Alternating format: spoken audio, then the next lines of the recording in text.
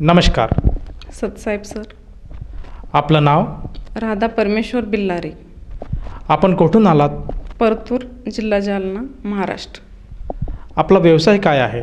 माझं general store आणि एक छोटंसं गारमेंट्सचं दुकान आहे. संत रामपालजी महाराजांची गुरुदीक्षा आपण कधी घेतली? 2013. संत रामपालजी महाराजांची गुरुदीक्षा घेण्या अगोदर आपण व आपला परिवार कोणती भक्ती साधना करत होतात?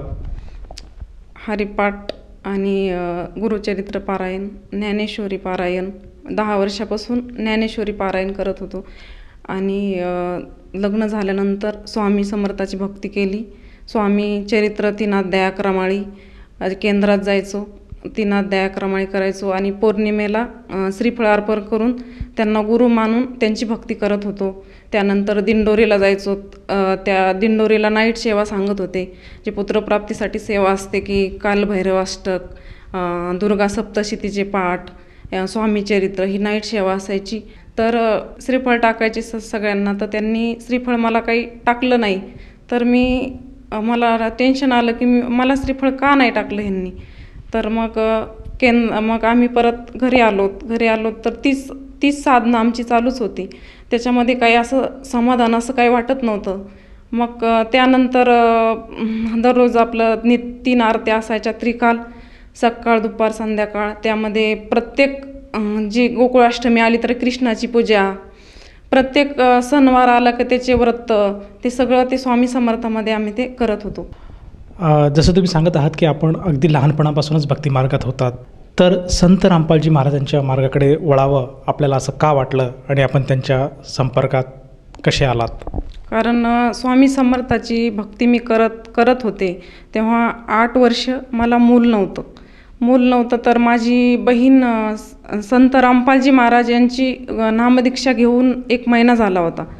तर माझी ट्रीटमेंट चालू होते. तर ती मला सांगायची की तू ह्या भक्तीत ये, ह्या भक्तीत आल्यावर तुला संतान प्राप्ती होईल. तर मी ते मानत नव्हते. नाही, स्वामी समर्थाला तर मी नाही सोडू शकत, मी ही भक्ती नाही सोडू शकत, त्या भक्तीत नाही येऊ शकत. असं काय आहे त्या भक्तीत? मी हे सगळं केलं आहे पण त्याच्यामध्ये मला संतान प्राप्ती होईल असं कशाहून ठाम सांगू शकते तू?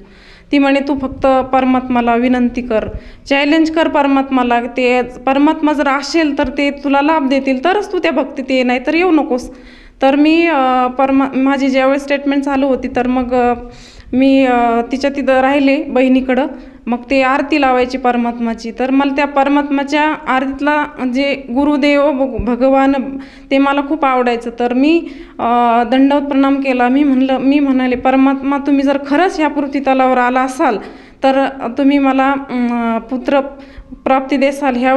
मला ह्यानंतर काही म्हणजे दवाखाना हे ते करायचं काम नाही पडलं पाहिजे. तर परमात्माला मी चॅलेंज केलं, मला जर का संतान प्राप्ती झाली तरच मी तुमची नामदीक्षा घेईल, तुम्ही खरंच ह्या पृथ्वीतलावर आला असाल, खरंच परमात्मा असाल तर. त्यानंतर दिवस राहिले. मग आम्ही हरियाणाला गेलो आणि आश्रममध्ये जाऊन परमात्माची नामदीक्षा घेतली. जसं तुम्ही सांगत आहात की संत रामपालजी महाराजांना आपण चॅलेंज केलं होतं की जेव्हा मला संतान प्राप्ती होईल तरच मी आपल्या शरणात येईल. आणि परमेश्वराने आपलं म्हणणं ऐकलं, त्यानुसार आपण तेथे जाऊन संत रामपालजी महाराजांची नामदीक्षा घेतली. तर जेव्हा आपण त्यांच्या नामदीक्षेसाठी त्यांच्याकडे गेलात आणि त्यांच्याकडनं गुरुदीक्षा घेतली, त्यानंतर आपल्याला आपल्या जीवनामध्ये काय बदल आढळला? त्यानंतर ज्यावेळेस परमात्माकडे गेलो होतो त्यावेळेस मला 2 महिन्याचं बाळ राहिलं होतं. परमात्माकडे गेलो, नामदीक्षा घेतली आणि संत रामपालजी महाराज यांनी आशीर्वाद दिला की बेटा भक्ती करो, कबीर परमात्मा दया कर देंगे. तर त्यानंतर मग आम्ही घरी आलो. घरी आल्यानंतर मला 2 महिन्यानंतर थोडंसं काही उचललं, थोडं चाललं तरी मला खूपच ब्लिडिंग व्हायचं की तुम्ही विश्वास नाही करू शकणार. कारण की एवढं ब्लिडिंग होत होतं की तो माझा जो अंगावरचा कपडा आहे तो मला परत घालता येत नव्हता. मग मला त्रास व्हायला. तर जे माझी वहिनी होती माझ्यासोबत तर त्यांना ह्याच्यातलं काहीच माहीत नव्हतं. तर मी त्यांना म्हणलं वहिनी मला असा त्रास व्हायला. तर त्या मला हसू लागल्या, म्हणे तुम्हाला ह्याचं काय तसं काय नाही म्हणे, दिवस ते काही नसेल म्हणे, 2 महिन्याचं काही नसतं म्हणे. मी म्हणलं नाही, माझी ट्रीटमेंट चालू आहे म्हणलं. तर त्या म्हणे नाही म्हणे. मी डॉक्टरांनी फोन लावला. डॉक्टर म्हणे तू जशी असेल तशीच आहे. मग आम्ही दोघी गेलो. तर त्या मला हसत होत्या सगळ्या रस्त्याने आणि मला परमात्माने जे नाममंत्र दिला होता मी त्याचा जप करत होते. ते जप करत करत आम्ही सोनोग्राफी सेंटरपर्यंत गेलो. तर सोनोग्राफी सेंटरपर्यंत रात्रीचे 12 वाजले होते. तर मग गेलो तर त्या सरांनी विचारलं काय त्रास आहे. मी म्हणलं सर खूप ब्लिडिंग होतं आहे. सरांनी चेक केलं की तर ते म्हणाले की बाळाचे ठोके एकदम चांगले आहे आणि बाळही चांगलं आहे. मग आम्ही दवाखान्यामध्ये गेलो तर मॅडम म्हणाल्या की त्रास व्हायला तर ॲडमिट होऊन जा. मग ॲडमिट होऊन गेलो तिथे. तर मग मला हा त्रास वारंवार होत होता सारखा, म्हणजे जोपर्यंत बाळ होईपर्यंत हा त्रास मला होत होता. तर मग त्यानंतर मग परत आम्ही आश्रममध्ये गेलो. परमात्माला विनंती केली की परमात्मा मला हा त्रास होतोय. परमात्मा म्हणे बेटा चिंता मत करो, परमात्मा दया कर देंगे. त्यानंतर मग 8व्या महिन्यातच माझं शिजर झालं. तर मग आम्हाला माहीत नव्हतं की फोनवरच नामकरण करतात म्हणून बाळाचं नाव ठेवतात. तर आम्ही 2 महिन्याचं बाळ असताना आश्रममध्ये घेऊन गेलो. आश्रममध्ये घेऊन गेल्यानंतर परमात्माचं जे चरणसेवेला महाराष्ट्राचा नंबर होता चरणसेवेला, तर आम्ही बाळाला घेऊन गेलो. तर तिथले जे सेवादार आहेत तर त्यांनी सांगितले की ज्यांनी ज्ञानगंगा पुस्तकाची सेवा केलेली आहे त्यांच्यासाठी चरण सेवा आहे महाराष्ट्राची. मी तर काहीच केलं नव्हते. मी म्हणलं परमात्मा मी तर काहीच केलेलं नाही, मी कसं जाऊ. मी तिथं नुसतं जाऊन उभं राहिले. तर ते सेवादार म्हणाले की आपण तर सेवा केलेली नाही तर आपण मदत नाही येऊ शकत. तर परमात्माने मदतून सांगितले जी महाराष्ट्राची भगतमती आहे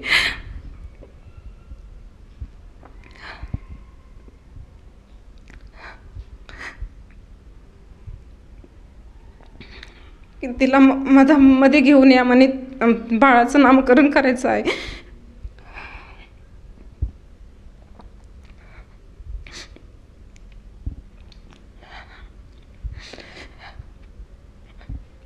परमात्माने मधात बोलवले.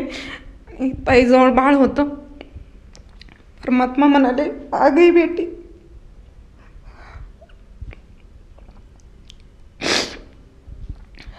आ गई बेटी, ये तो मेरा पहला ही मोहित दास है. परमात्मा बोले ये तो मेरा पहला ही मोहित दास है. तो का भटकी.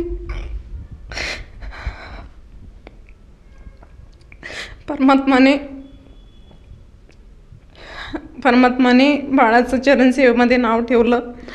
त्यानंतर खूप लाभ झाले. तेव्हा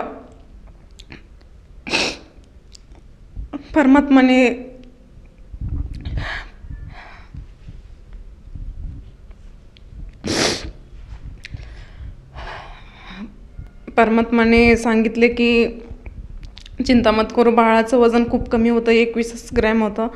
ज्यानंतर परमात्माने बाळाचं नाव ठेवलं चरणसेवेत. त्यानंतर त्याचं वजन चांगलं वाढलं आणि त्याची तब्येतही चांगली झाली. मग आमच्या आश्रममध्ये चक्रा चालूच होत्या.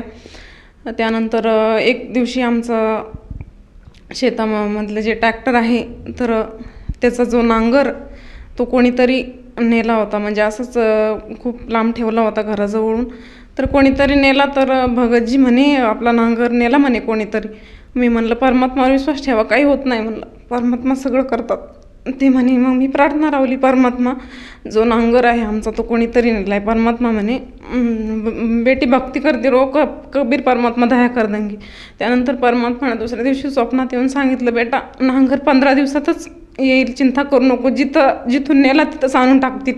त्यानंतर मी त्यांना सांगितलं मला परमात्माने असं सांगितलं स्वप्नात येऊन जो नांगर आहे तो जिथून नेला तिथंच आणून टाकतील. तर 15व्या दिवशी 12 वाजले होते. भगतजी म्हणाले की 12 वाजले काहीच नाही अजून. मी म्हणलं तुम्ही चिंता करू नका, परमात्मावर विश्वास ठेवा, परमात्मा साक्षात या धर्तीवर आले आहे, तेच आपले काम करत आहे. एवढ्या दिवस आपल्याला असे लाभ नाही झाले. का नाही झाले? कारण की परमात्मा आता साक्षात आलेले तेच तर आपल्याला हे लाभ देत आहेत. तर ते 12 वाजले. मग 4 वाजले तर एक ड्रायव्हरचा फोन आला. ते म्हणे सर तुमचा नांगर आहे ना म्हणे आहे जिथं होता ना म्हणे तिथं आणून टाकला म्हणे तुमचा नांगर, तुम्ही घेऊन जा म्हणे ट्रॅक्टरचं. तर मग भगतजी गेले आणि तो नांगर घेऊन आले. हे लाभ परमात्माच्या भक्तीत आल्यावर झाले. जसं तुम्ही सांगत आहात की संत रामपालजी महाराजांच्या दयेने आज आपल्याला बरेचसे सुख प्राप्ती झाली आहे.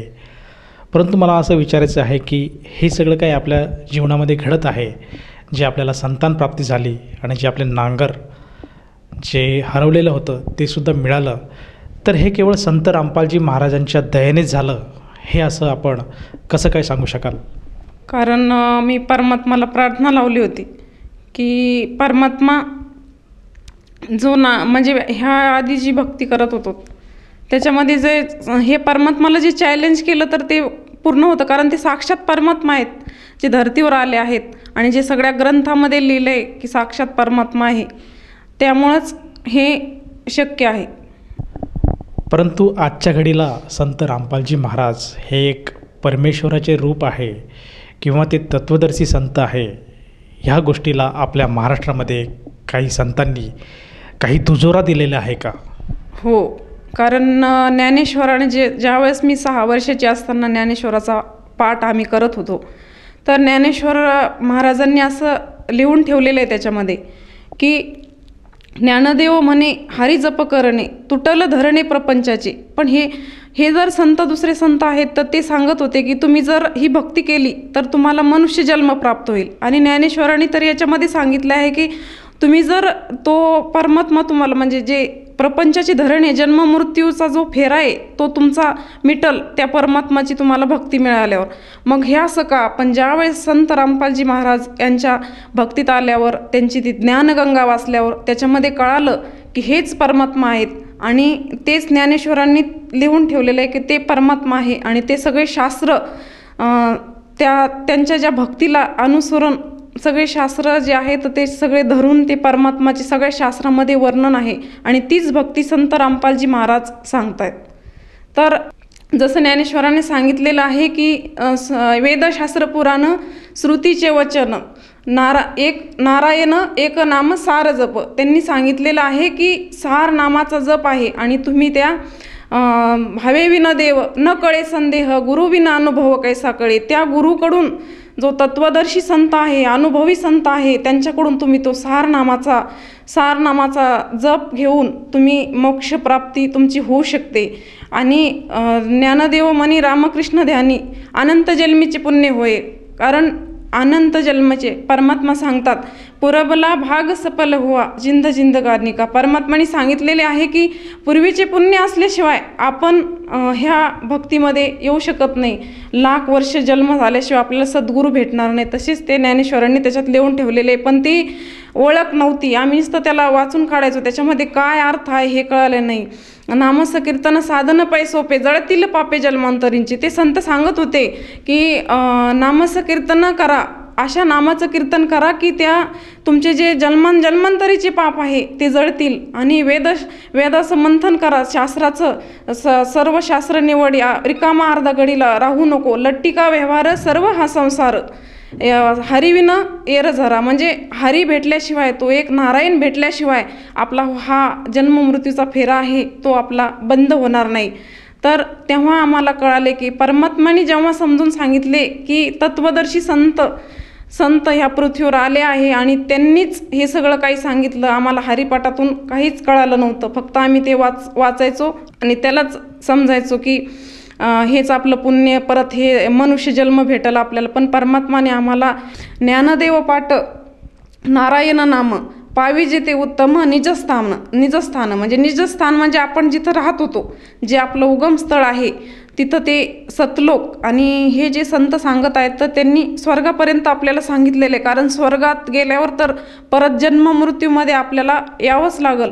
पण हे जे परमात्मा सांगत आहेत की जे निजधाम आहे, जे सतलोक आहे, ते फक्त संत रामपालजी महाराज यांनीच शास्त्र उघडून आपल्याला सांगितलेले आहे. जसं तुम्ही सांगत आहात की संत रामपालजी महाराजांचं ज्ञान आणि संत ज्ञानेश्वर महाराजांचं ज्ञान हे मिळतं जुळतं आहे आणि त्यानुसारच आज तुम्ही खऱ्या अर्थाने शास्त्रोक्त भक्ती करत आहात आणि त्या भक्तीद्वारे आपल्याला आपल्या जीवनामध्ये बरेचसे सुख मिळत आहेत. तर ह्या आपल्या अनुभवामधून आपण आपल्यासारख्या ज्या आपल्या मैत्रिणी आहेत, त्याचप्रमाणे जे आपले नातलग आहे, आप्तेष्ट आहे आणि जो भक्त समुदाय आपल्याला टी व्ही चॅनलच्या माध्यमातून बघत आहेत, त्याचप्रमाणे ज्या लोकांना संतान प्राप्तीसाठी जे लोक बरेचसे प्रयत्न करीत आहेत परंतु त्यात त्यांना यश मिळत नाही, अशा सर्वांसाठी आपण आपल्या अनुभवातून काय संदेश द्याल?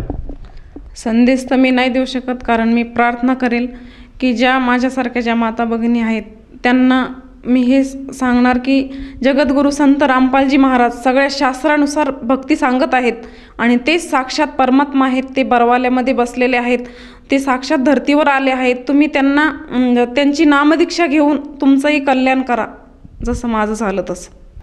जर आज साधकांनी तुमच्या हाकेला साथ दिली आणि त्यांना असं जाणवलं की आपणसुद्धा संत रामपालजी महाराजांची नामदीक्षा घ्यावी, तर तो साधक किंवा ती व्यक्ती नामदीक्षा कशी घेऊ शकेल?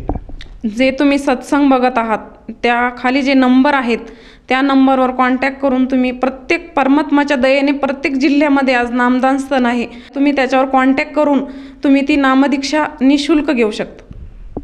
धन्यवाद सतसाहेब. निःशुल्क नामदीक्षा प्राप्त करण्यासाठी आणि अधिक माहितीसाठी संपर्क करा 7030303951 7030303952. आमची वेबसाईट आहे www.jagatgururampalji.org. सर्व पवित्र धर्मांच्या पवित्र शास्त्रांवर आधारित प्रमाणित अनमोल पुस्तक ज्ञानगंगा किंवा जगण्याचा मार्ग यापैकी कोणतेही एक पुस्तक निःशुल्क मागविण्यासाठी आम्हाला आपले पूर्ण नाव, पूर्ण पत्ता, पिनकोड सहित आणि फोन नंबर लिहून 7030303951 7030303952 या नंबरावर SMS करू शकता किंवा आम्हाला 7030303950 या नंबरावर WhatsApp देखील करू शकता.